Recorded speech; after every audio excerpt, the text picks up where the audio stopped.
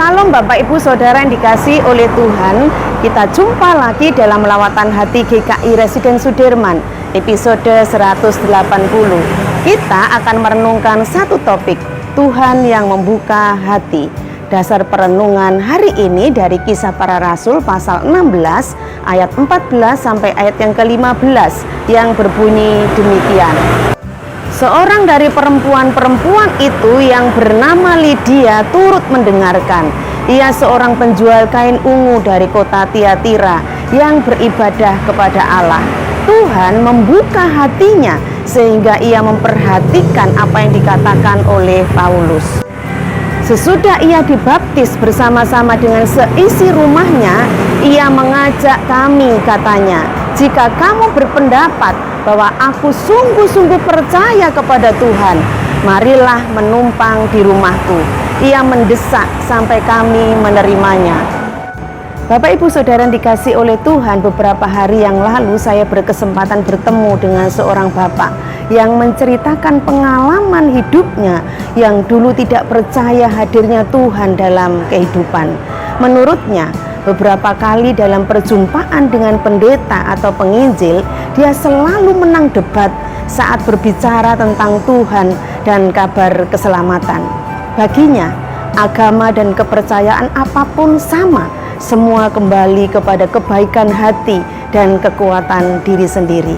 Lalu bagaimana Tuhan bekerja membuka hatinya? Pada satu momen ketika mengikuti acara KKR yang awalnya bertujuan agar bisa mendebat para konselor, justru hatinya luluh saat mendengar firman Tuhan yang disampaikan oleh seorang pengkhotbah.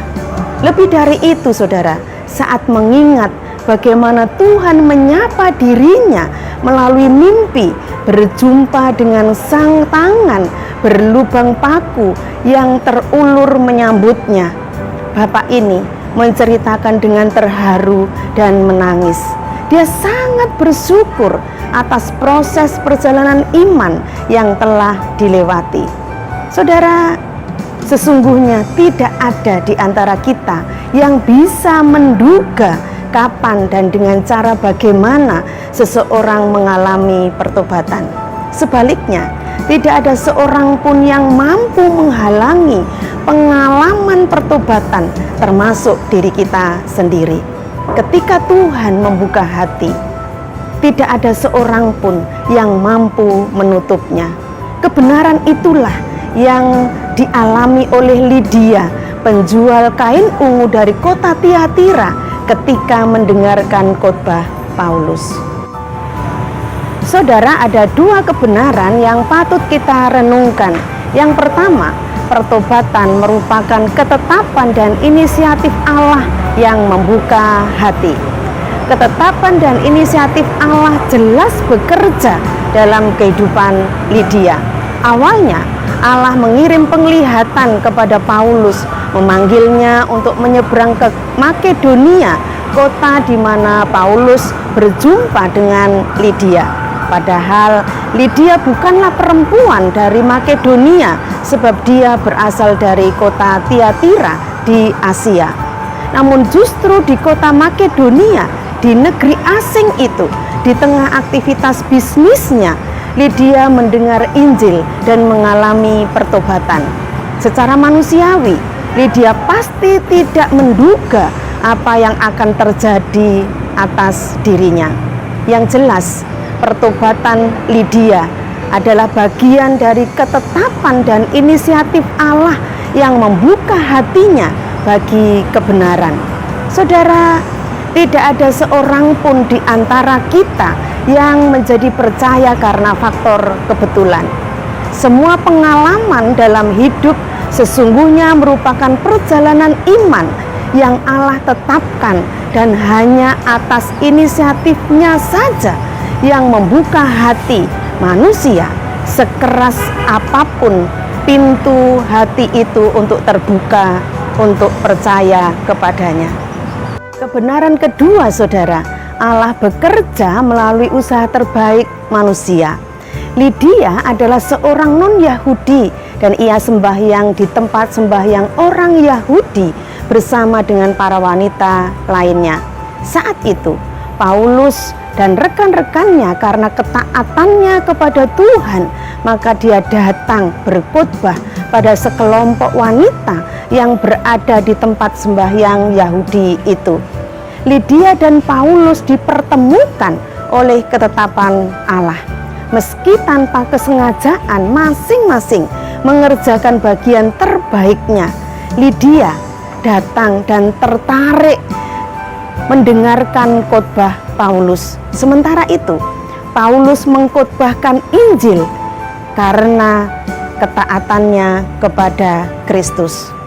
Tuhan bekerja melalui sikap terbaik Lydia yang memperhatikan perkataan Paulus dengan kesungguhan. Dengan kata lain, saudara, Tuhan bekerja membuka hati Lydia melalui khotbah Paulus sehingga Lydia mengerti Injil dan keselamatan. Hanya Tuhan yang sanggup melakukannya, bukan karena kemampuan, kehebatan, dan kesanggupan Paulus. Saudara, Wilson Tozer, seorang pendeta di Amerika, pernah berkata, kita tidak perlu berteriak melintasi ruang untuk menemukan Tuhan. Dia lebih dekat dari jiwa kita sendiri, lebih dekat dari pikiran kita yang paling rahasia. Sesungguhnya Tuhanlah yang memegang hati. Dia dekat dan hanya Dia yang sanggup menyelami hati manusia. Maka buah kesaksian dan pelayanan yang kita hasilkan bukan karena kehebatan diri kita, tetapi semata-mata karena Tuhan yang bekerja. Tidak ada kehebatan sekecil apapun yang patut kita sodorkan di hadapan Tuhan sehingga pantas bagi kita berkata, karena aku bisa Tuhan. Saudara, kesempatan melayani di GKI Residen Sudirman selama 13 tahun saya pahami sebagai ketetapan dan inisiatif Allah sendiri. Maka jika saat ini ketika saya diharuskan pamit, saya percaya Allah bekerja dalam perjalanan ke depan.